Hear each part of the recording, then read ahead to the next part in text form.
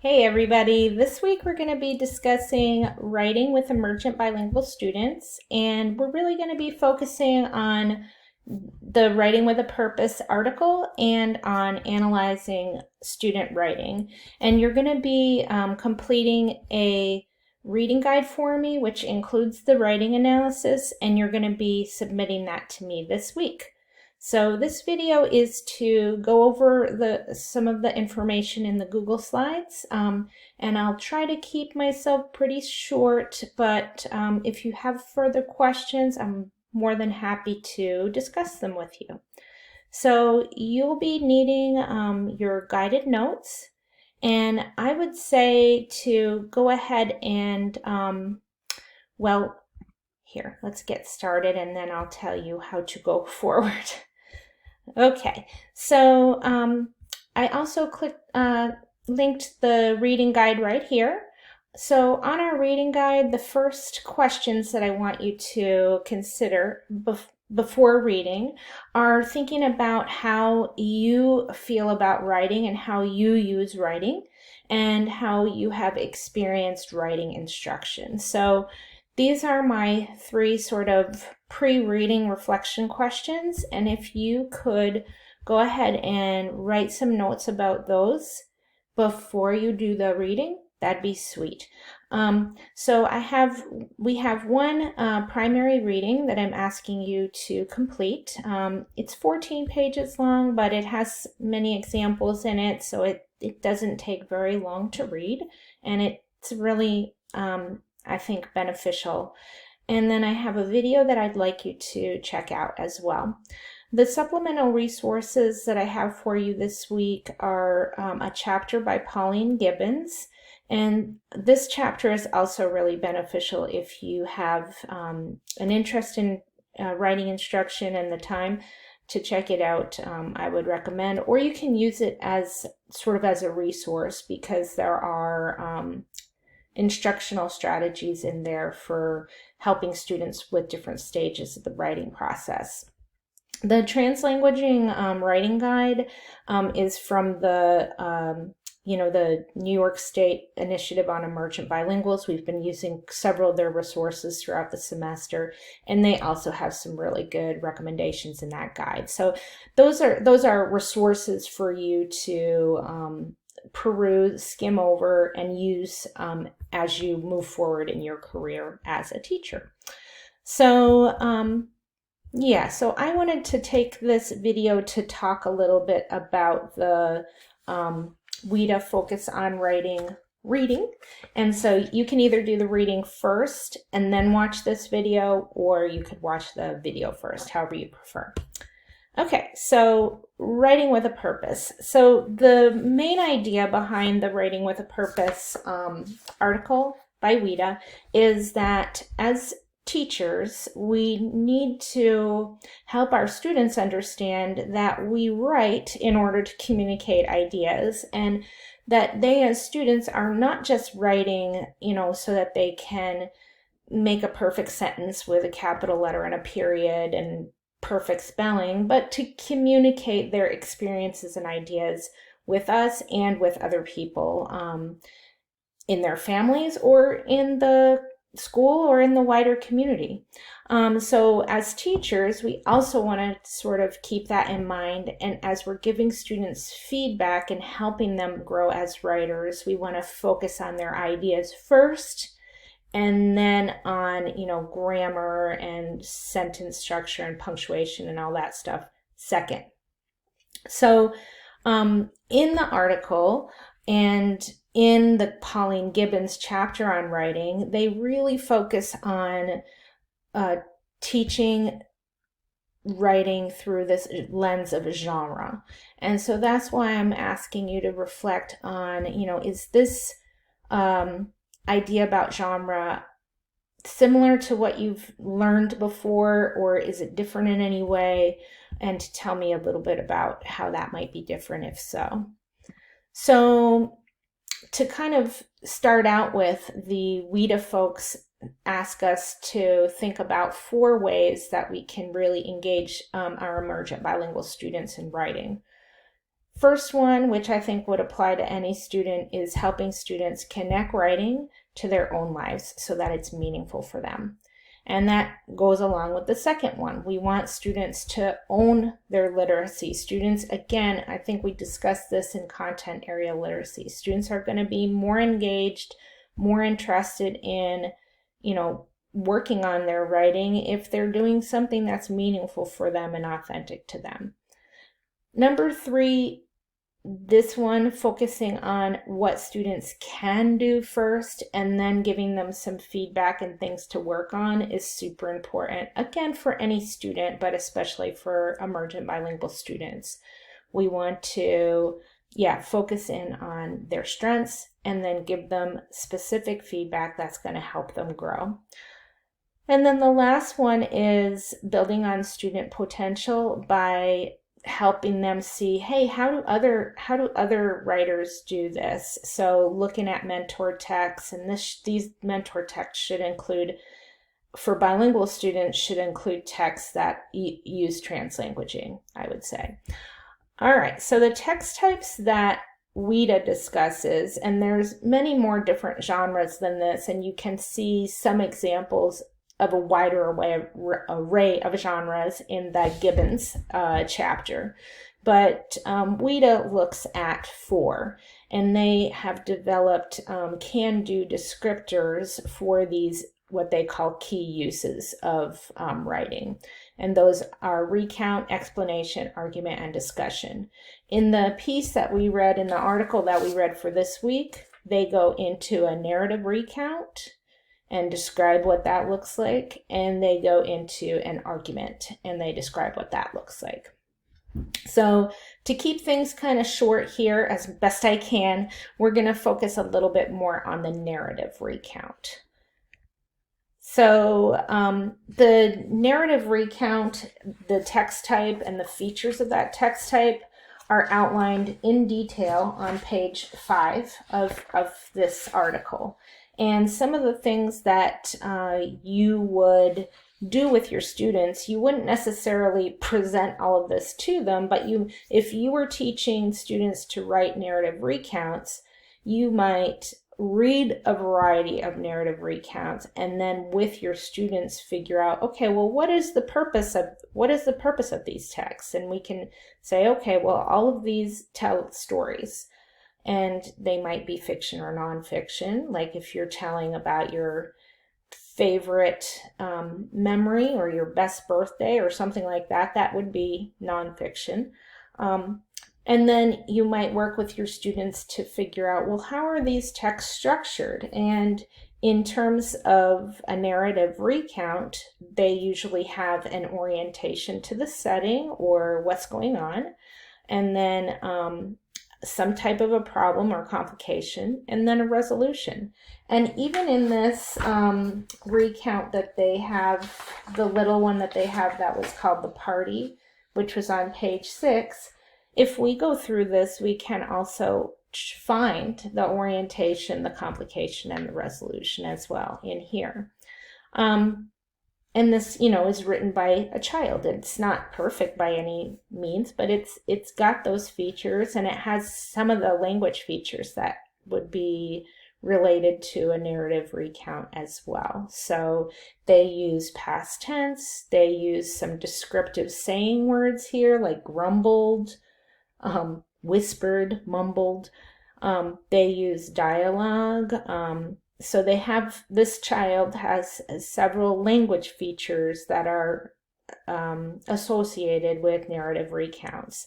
And the point here is that as a teacher, I want to try to be familiar with the text types and the language features that go along with them, because then I can help my students learn those as they're learning to write too. And I can give them feedback on content and language and not just on mechanics and grammar and spelling and stuff like that.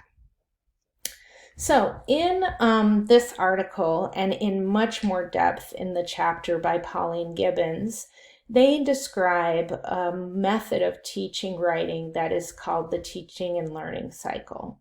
And the teaching and learning cycle is like it says, like a cycle for working with students through modeling how to write, deconstructing text, looking at text deeply so that we can figure out what those language features are, constructing text together, and then releasing students to construct text write independently.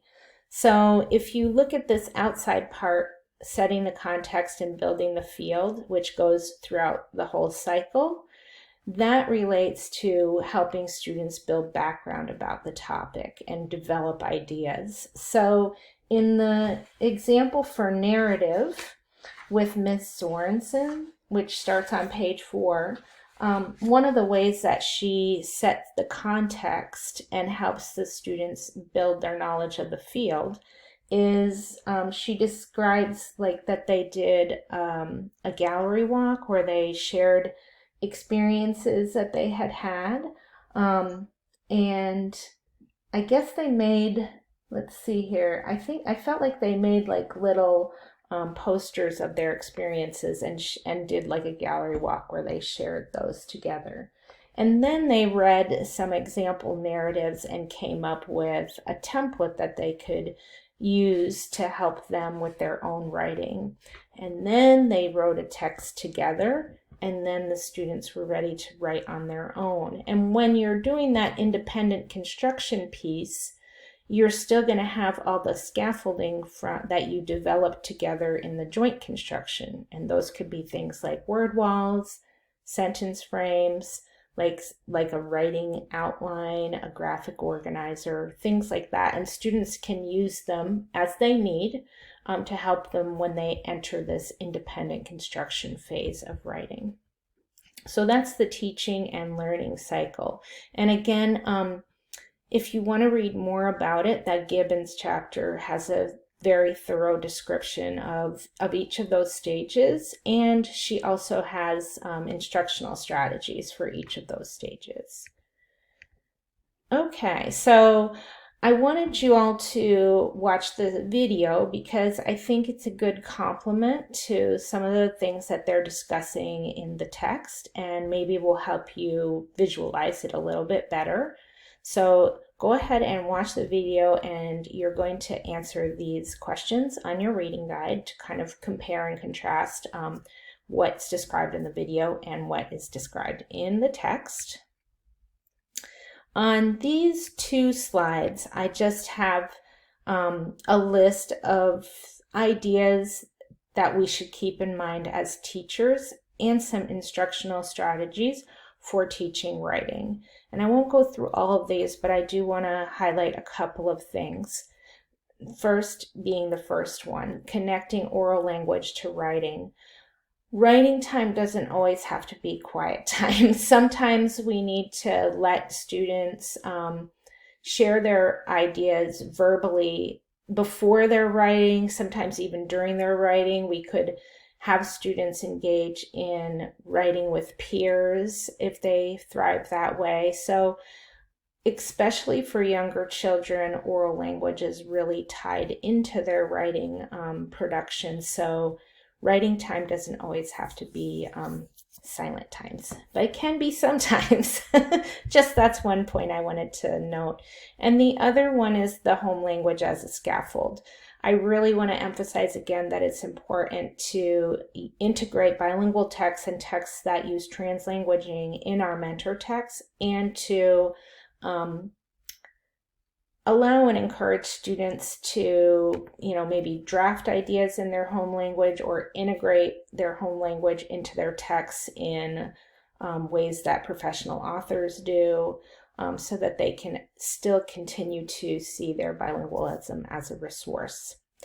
And then finally, making sure, again, that we're really modeling the writing process and modeling the use of genres. Okay, the last part that I want to just take a minute to go over is the analysis of student writing. So in the last part of this article, which is titled Supporting Development of Student Writing Through Feedback, the authors of the WIDA piece discuss questions that we can ask as teachers to help us give feedback to students as they write. And they recommend that we start out by thinking about the ideas the student is conveying and the purpose of the text. So, y'all, on your reading guide, I included a very short writing sample here. This is a little paragraph about Selena, the musician, that was written by a 4th grader. And I want you to go ahead and read it and use those questions on pages, well, they're topics and questions that are on pages 11 and 12 and 13, I guess, a little bit, but mostly 11 and 12 to help you think about this writing. So you're going to think about, well, what's this author's purpose? What ideas is this student author trying to convey? So you're going to use these questions, and you might look back at the article to help you and develop some ideas about each of these areas. I put a completed example. This is of a different writing sample, obviously, if you want to have a look at it. And then after you answer all of these questions, you'll have had a time to reflect on the writing and really think about it deeply. And then you can look at the writing rubric, which is linked here, and I also linked it down here, to figure out, well, okay, now I've analyzed their writing. What English language proficiency level in writing do you think this student would be at? So there's 3 areas that you're going to be thinking about. The first one is linguistic complexity, and that's kind of like how complex is the paragraph, the text, and in this case it's just a paragraph. If it were a whole text, how complex is the text as a whole? What kinds of sentence variety do they have? Like looking at the text at the discourse structure. The second column is focused on that language richness piece, that vocabulary usage piece. How complex, how sophisticated, how appropriate is the vocabulary that they're using. And the last one is language control, and that means like how much control do they have over grammar, mechanics, capitalization, spelling, things like that. So you're going to use those to come up with a rating in each area, and you can include some evidence here from the writing of why you came up with that rating. And then down here is for you to make some feedback, provide some feedback to the student, think about what ideas do you have for instruction. So see if you can come up with a few ideas in at least a couple of different areas. If you can come up with some ideas in each of the areas, great, but if not, at least pick out 2 areas that you can provide feedback in. And that's it. After that, I have a couple of reflection questions, and then if you want, you can look at my finished example if you just wanted to see what you came up with, how it compared to what I came up with. All right, y'all. That is it. Thank you very much for your attention if you made it this far, and I hope you have a great week. Okay, bye.